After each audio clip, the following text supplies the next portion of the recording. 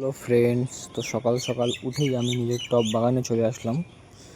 বিষয়টা হচ্ছে কালকে প্রচণ্ড প্রচণ্ড প্রচণ্ড পরিমাণে বৃষ্টি হয়েছে। তো এখন আমার দেখার রইল যে আমার লোটাসগুলোর কী অবস্থা। কালকে তো প্রচণ্ড বৃষ্টি হয়েছে।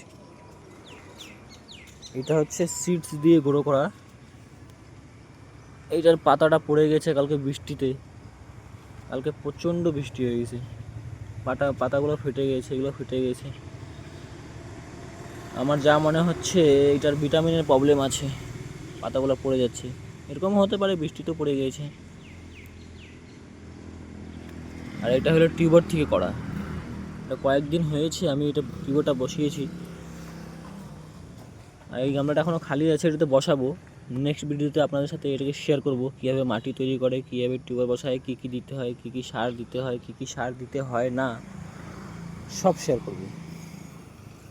ভিডিওটা ভালো করে লাইক কমেন্ট শেয়ার করবেন। ধন্যবাদ।